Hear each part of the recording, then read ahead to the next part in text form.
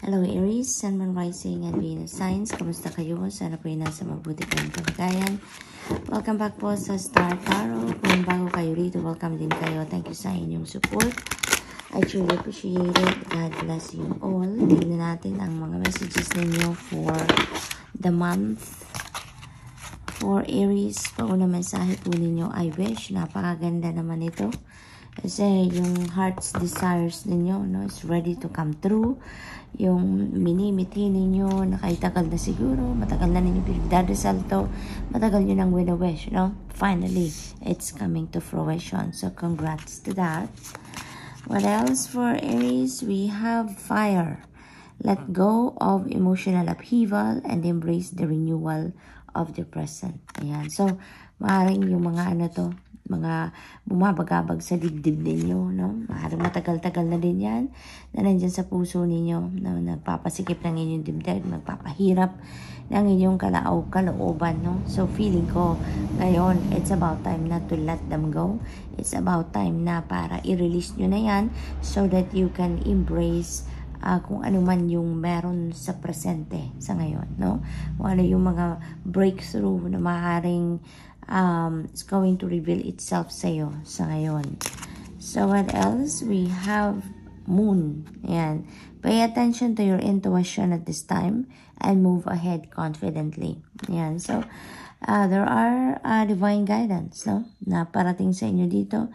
There are intuitive messages din siguro na parating that is going to guide you, no? Patungo doon sa mga bagong bagay, mga bagong sitwasyon, bagong experiences na about to unfold sa buhay ninyo sa ngayon. So, that's really beautiful dahil meron kayong gabay, meron kayong divine guidance na binibigay, no, sa inyo right at this time.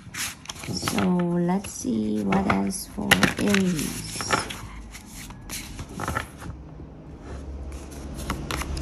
We have chaos. Ayan. So, this is a storm spirit. Maaring may mga ano talaga sa inyo, no? May mga, may mga nararamdaman kayong kaguluhan ngayon sa isip siguro or sa dibdib ninyo, no? So, meron siguro ditong chaotic situation or chaotic na mga nararamdaman kayo sa dibdib ninyo. Something is troubling you, no, Aries? And maaaring ito yung sinasabi dito na kailangan na ninyong i-let go. Kailangan na ninyong i-release ng sa gayon.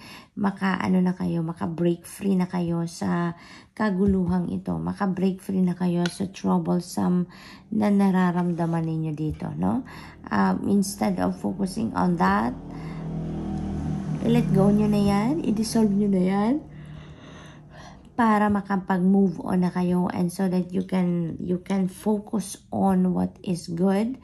You can focus on what is the best possible outcome, no, sa inyong mga sitwasyon sa ngayon.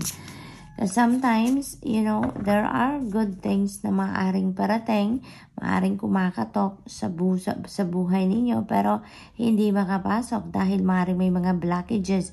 And this could be this emotional upheaval, ito yung mga troublesome na nararamdaman ninyo, maaaring yan ang nagiging blockage ngayon sa puso ninyo, hindi ba? We have trust, magtiwala lang kayo sa divine universe, magtiwala kayo sa divine plan, magtiwala kayo sa inyong sarili at sa inyong mga kakayanan. Okay, Aries, dahil unang-una siguro, nagdududa kayo sa inyong mga capabilities, nagdududa kayo sa inyong mga kakayanan at this time, kaya hinihingian kayo or ina-advisean kayo dito na huwag kayong huwag kayong mawala ng tiwala sa sarili ninyo. Huwag din yung pagdudahan ng inyong sarili. Bagkus, magtiwala kayo, no? Believe in yourself, trust in God, trust in yourself, na kahit ano man yung mga troublesome situation na kinasasangkutan ninyo or kinabibilangan ninyo ngayon, that is going to end. No? There is an end to everything. Nothing is permanent. everything's temporary. Kaya kahit ano pa man tong chaos na to na nararanasan ninyo, na experience niyo, that is coming to an end. Okay?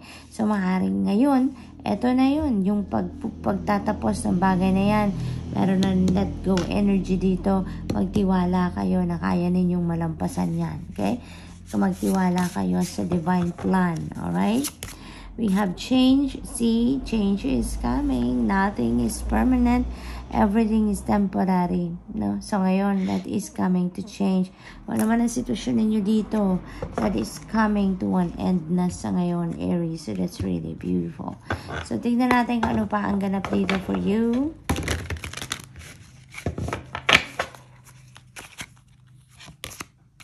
We have Jade, be the bigger person. Ayan. So maybe may mga sitwasyon kayo dito wherein kailangan ninyo na kayo na yung mag-act as the bigger person, kayo na yung magpakumbaba, kayo na yung kayo na yung magpaka-humble, no? Maybe kayo yung mas nakakaintindi, kayo yung mas malawak ang pag-iintindi, kayo yung mas emotionally mature na, kaya be the bigger person. Kayo na yung mag-act as a bigger person sa iyong sitwasyon. So kayo na siguro yung kailangan mag-initiate dito ng conversation, kayo na yung dito yung kailangang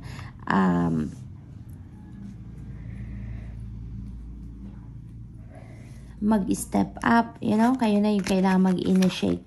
So we have epidote, go deeper. Ayan, go deeper sa sitwasyon. Maaring para mas maintindihan ninyo kung ano yung mga nangyayari, kung ano yung nangyari, kung ano yung paano nag-ugat, or saan nag-ugat yung siguro hindi pagkakaintindihan between you and another person, no? Maaring kayo na ngayon yung mag-step up as the bigger person and go deeper into the situation para siguro mas maging malawak pa ang inyong pag-iintindi, mas maging siguro mas malinaw pa sa inyo kung bakit nangyari ang mga nangyari.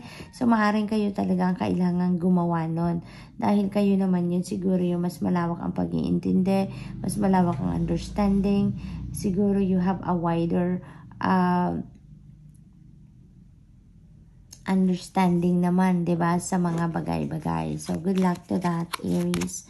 We have Labradorite, see the magic. Ayan. So, feeling ko dito, meron ditong mga talaga, with the moon energy, maaaring meron talaga dito mga,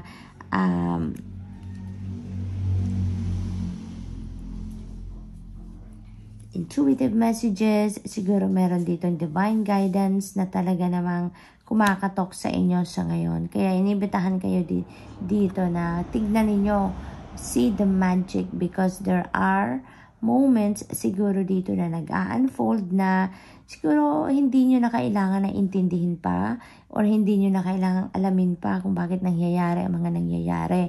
Kasi maybe there are also epiphanies dito na nangyayari, no?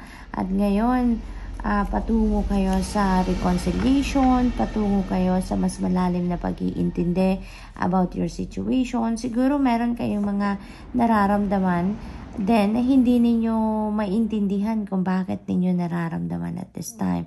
But feeling ko, kaparte yan ng mga gabay sa inyo, kaparte yan ng mga epiphanies, kaparte yan ng magical moments na nag-unfold sa inyo para matulungan kayo na mas maging maganda ang inyong sitwasyon, makaahon kayo sa kung ano man ang mga kaguluhan yan, sa isip at sa puso ninyo. So, good luck, Aries. And that's all I have for you for the month. Thank you for watching. Love and light. Namaste.